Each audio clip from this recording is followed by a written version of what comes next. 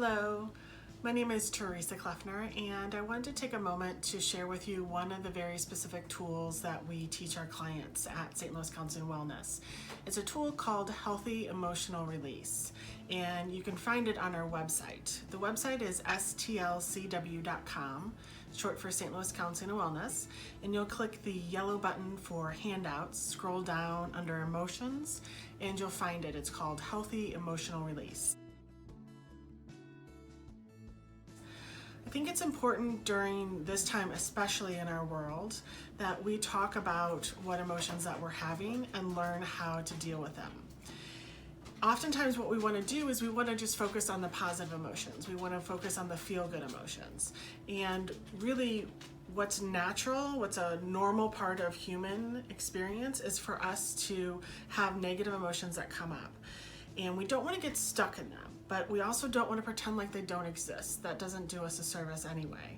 It's like putting a smiley face over a big pile of crap, and eventually that pile of crap is going to stink. So the idea with healthy emotional release is it gives us a step-by-step process to sit with the emotion so that we can process it and then release it, and then shift back into emotions that can feel a little bit better. So if you go to the website, you can follow along, but also you don't even need to go look at it. So the first step is to allow yourself to feel it. In these times right now with everything going on, it's hard to not feel what's happening. And there's a lot of people who are sensitive. And so if it's not your fear that you're feeling, you might be feeling somebody else's fear. But to take a moment to allow yourself to feel whatever it is. And then from there, go on and name it. The naming process also involves a feeling process. So that might sound like, what does it feel like in my body? If this emotion had a name, what would it be? Would it be sadness or fear? If it had a color, what color would it be? If it had a texture, if it had a smell, if it had a taste, using all your senses to describe this emotion. Really allowing yourself to talk to this. Imagine it coming into your living room and having a conversation with it. Now that can be a conversation that you have through journaling. It can be a conversation you do kind of just like we're doing now and processing it in your head. I also encourage people to have a conversation with color, to take some markers and a piece of paper and spend some time just putting color and shapes on the page. That might help generate what it is that you're experiencing in a more tangible way.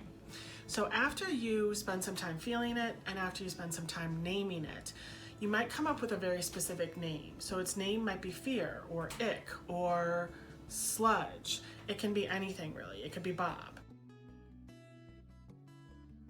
The last step is releasing it. We want to let go of the emotion. We don't want to carry it around with us. So that process can look different depending on what that emotion is. So for anger, it might look one way, for fear another, for grief another. So some suggestions are to take a moment and write it down and tear that piece of paper up. And as you're tearing it up, imagine that emotion then releasing from your system. I really like to burn things. I really like to take that piece of paper and then burn it. So one way to do it safely is to put it in a metal bowl and then in the sink and then to burn it. So burning it is another way. Some people like to crumble it up and stomp on it. It's about creating some way. Other people use visualization. So imagining kind of holding it up and then the wind sweeping it away. So just thinking about what is a way that's going to work for you to release it. So that's the process. Feel it, name it, release it. I hope it's helpful during this time because we all can work with these emotions to transform them, transmute them so that we can come back to center. We can come back to ourselves. We can come back and feel the peace that is ours. All right, thanks for watching.